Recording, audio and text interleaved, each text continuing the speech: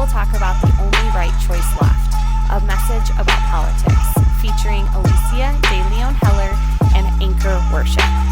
Welcome to Anchor Church. We're so glad you're here.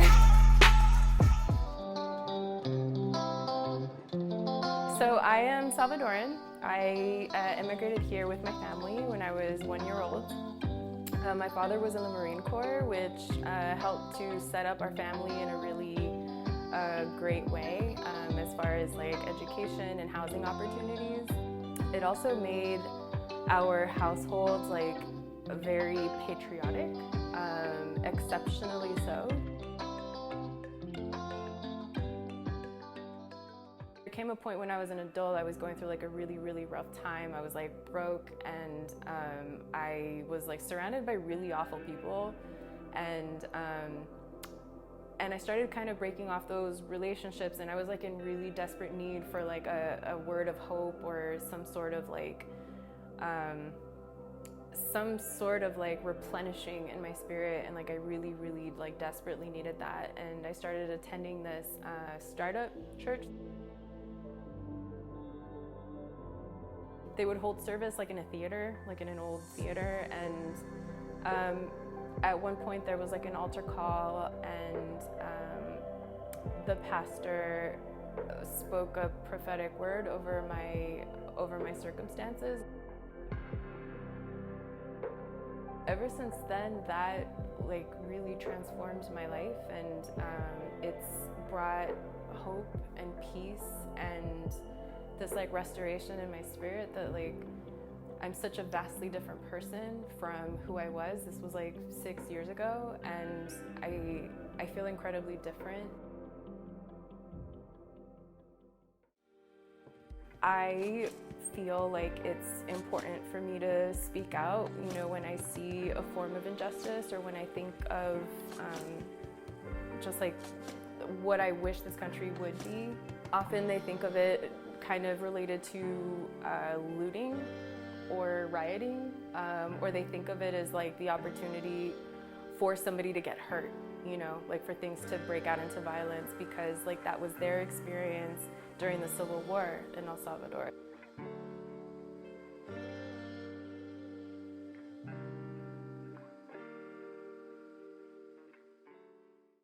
When I was about 8 years old, my mom had one of those first mother-son conversations with me where she sat me down and she told me about how the world works. And what she wanted to do for me is she wanted to prepare me to walk to the store and back, pick up milk, and come back home. But she was very concerned about my safety, so she talked about keeping my head up and being aware of what's going on, and if someone's looking at me, to avoid them and to go straight to the store and come right back. She wanted me to be safe in this neighborhood. And so this neighborhood means a whole lot to me. And about as of a month ago, nobody's ever heard of this neighborhood. But everything's changed now.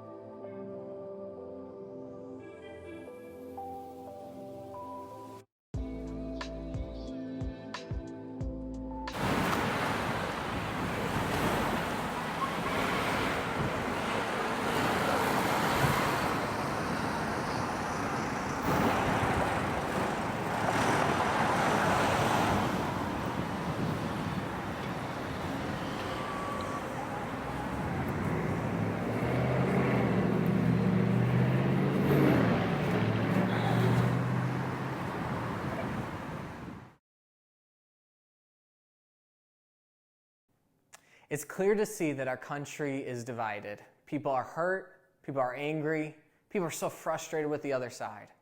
And so today I want to talk about politics.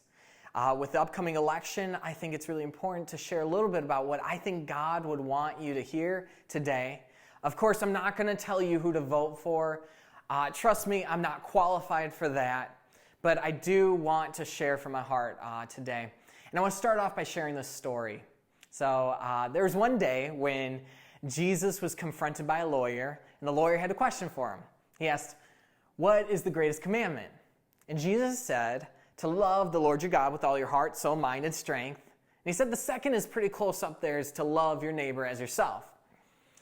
The lawyer asks him, wanting to justify himself. He says, well, who's my neighbor? And Jesus said, let me tell you a story. So Jesus tells a story. He says, one day there was a man minding his own business till suddenly someone came up to him and mugged him, brutally assaulted this man, left him for dead without his phone, keys, wallet, bleeding out, bruised, broken legs, totally helpless, screaming for his life. Well, then some people start walking by. First person who comes by is a Republican. Republican sees the man screaming for his life and keeps going, thinking to himself, wow, we've got to get harder on crime. He says, when is America going to be great again? Then a Democrat comes by, sees the man screaming, and keeps going. He says, whoa, there are so many systemic problems people don't know about and really don't understand. I'm sure whoever stole from that man really needed the money. I bet they were abused themselves. And then a Christian comes by, sees the man in trouble, runs up to him, cares for him immediately, prays this awe-inspiring, spirit-filled, faith-infused, mountain-shaking prayer, goes on a little long, looks at his watch there and realizes he's late for a Bible study, so he immediately invites him to church and goes on his way. And then a terrorist comes by, sees the man in trouble, calls for an ambulance. Later, he checks up on this man and actually writes up a check to cover for the medical expenses and all the other losses that guy incurred. After this story, Jesus turns to the lawyer and he asks the lawyer, who was the neighbor in the story? And so why do I share this story with you? What's my point here? Is this isn't necessarily a story about politics. This isn't necessarily a story about muggings and violence. This is a story about labels. And so I want us to understand a little bit about labels. Labels are essential. They are important. We need labels. What I mean by labels, I mean labels are sort of those gut reactions we have right away. Those first assumptions, those biases. They're sort of the triggers we get. Maybe even as I was sharing the story, those triggers came up when you heard Republican, Democrat, or any. We get those triggers. And they're important. Because without labels, we have no way to categorize the world, to categorize people sometimes, but ideas and things. We need that to function. But I believe one of the things we're getting wrong in our culture today is that we are leaning so hard on labels and we're expecting from labels to do way more than they were intended to do. And because of that, we've ended up weaponizing labels and dehumanizing people. Because we use labels like racist, labels like terrorist, labels like a criminal. And we're using all of these labels to put the other person as inferior to us, to put ourselves a little elevated, and to justify getting mad, to justify maybe canceling people. I've heard from so many people about this whole cancel culture, that you're so mad at the other person, the other side, for what they're saying and how they don't see your way of thinking. And so you're unfriending, you're unfollowing, you're saying, I can't stand that person, I can't do it. And I believe that labels have become such a strong, powerful weapon. They have become even more destructive in some ways than even explosives and guns. Labels can be so destructive. They're keeping us away from other people. They're inciting anger, and they're keeping us from understanding what the other side has to say. Do you remember the last time you've been labeled? Do you remember the last time someone's only taken just a soundbite of what you've said and got mad and criticized you for it? I mean, didn't you want so badly for them just to sit down just for a second and hear you out? If only they understood, then they would see where you were coming from. And yet that label was used against you. You know, labels aren't solving the problems that we need to be solved.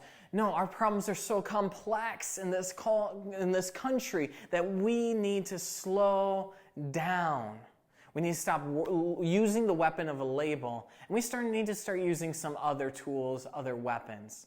You see, the label is a weapon for a different kind of kingdom. But if we're going to be followers of Jesus, we're going to live and we're going to fight for a different kind of kingdom. We're going to fight for the kingdom of God. And so we're going to fight with a different kind of weapon. So let's talk about these other kinds of weapons. First, I want to talk about love. Love can be misunderstood. I think so many times when we think of love, we think of our own preferences and desires and wants and needs. But when Jesus talked about love, he talked about us considering the needs of other people. He said love is patient and kind. When Jesus talked about love, he was talking all the time about loving the people who are hardest to love. When we think of love, we think about loving the people who are most natural to us to love. Jesus was saying who are least natural to love and to care about. He said anyone can love people who love them, but it's rare to find the people who are going to love somebody who isn't going to treat them well. And Jesus not only talked about it, but Jesus lived it out. Jesus, when he hung on the cross, he was forgiving the people who were killing him. Jesus, before he made it to the cross, he pulled his followers together, his disciples, and he said, I'm going to give you one more commandment. He says, a new commandment I give to you, love one another. And I'm sure they're like, okay, sure, that sounds right. But then he gives this caveat. He says, love one another as I have loved you. So you are to love one another. And I just love to picture being Matthew in that place, hearing Jesus say, love one another as I have loved you. Because when Jesus met Matthew, Matthew was one of the least loved people. He was a tax collector, an extortionist. He was the kind of person people liked to avoid, to criticize, to cancel. He was the last person a rabbi would invite to follow him, and yet Jesus said, I've only got 12, you're on the team. And I imagine Matthew when he's hearing this commandment, love as I have loved you, and Matthew thinking to himself, I don't know how that is possible. I mean, the love you've shown me is greater than any other love or acceptance I thought was even humanly possible. And if we're going to fight a different kingdom, if we're going to fight with different weapons, we're going to fight with a different kind of love. When was the last time you loved somebody when it was hard to love them? When was the last time you invited somebody over and you cared for somebody who you strongly disagree with? We're going to need to love with that kind of love. The second weapon is listening. James says, be quick to listen, slow to speak, and slow to get angry. And I think it's so important to realize who's saying this. James, he was the brother of Jesus. He said, be quick to listen. Listen to this. James, scholars say James didn't actually believe in Jesus until after Jesus rose from the dead. Which means he didn't actually believe in Jesus. He wasn't really listening to Jesus before that point. In fact, we have some evidence to say that James thought Jesus was a lunatic for the things he was saying, the claims he was making about himself. And yet, James says, be quick to listen. James has learned that very important lesson that we all need to learn is that you might be wrong. And for so much of James' life, he looked back and he said, I was deeply wrong. And when you think about the things you've heard, I want you to think about, how do you hear news? Do you hear it with curiosity and openness, or do you hear it with criticism and immediate judgments? Let me ask you this. When was the last time somebody had the privilege of changing your mind Or are you so stuck in your ways that you don't think it's possible to be wrong? James says, be quick to listen, slow to speak, slow to anger. He says, the anger of man does not produce the righteousness of God. The righteousness of God is what we're all looking for, right? That things would be right and just and fair. And what James is saying is that doesn't come by getting mad only. It comes by being quick to listen, slow to speak, slow to anger. So we need to love with this radically different love. We need to listen and be willing to admit when we're wrong. And finally, we need to lose. This one's a little strange. Andy Stanley talks about how so many times us Christians fight our Christian culture wars because we are invested in politics because we're in it to win it. We're in it to take back our nation. We're in it to change America, bring it back to its Christian roots. And what Andy Stanley points out is that that was not Jesus' attitude. Jesus wasn't here to win. He wasn't in it to win it. He was in it to lose. In fact, 3 separate times he tells his disciples, I'm going to die, I'm going to die, I'm going to die. He tells them, I'm going to suffer. And his disciples, that never translated because they saw Jesus, they thought, no, this is going to be a winner. This is going to be a victorious person who's going to save us and who's going to raise up our nation. And this is going to be the one who's going to bring Israel back again. And yet, Jesus says, no, I actually am going to lose. He says, that's how I'm going to win. He says, by dying on the cross, I'm going to pay for everyone's sins. I'm living for something so much greater than this one kingdom you're looking at. And I don't know exactly what that means for us today. What does it mean for us to lose? For us to give up our rights? For us to be willing to look kind of dumb? What does that mean for you, to lose like Jesus lost? I know for the early Christians what that meant was they lost their reputation, they lost their livelihood, and they lost their lives. They're willing to lose. The early Christians were willing to love people who were hard to love. They were willing to listen. Listen, they listened so much and they loved so much that eventually the world was listening to them. This was the weapons that the early Christians used to transform the world, where Christianity became so powerful and so influential because they were willing to lose. Are you willing to lose? Are you willing to look dumb? Are you willing that your agenda may not get pushed quite as fast as you had hoped? So we need to be much more kind to one another. We need to show these different kinds of weapons. And I believe that if we do that, we are going to see our nation transformed for the better.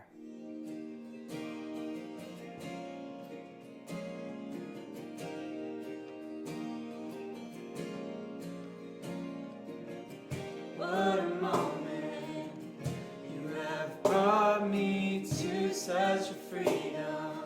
I have found in you, you're the healer who makes all things new. Yeah, yeah, yeah.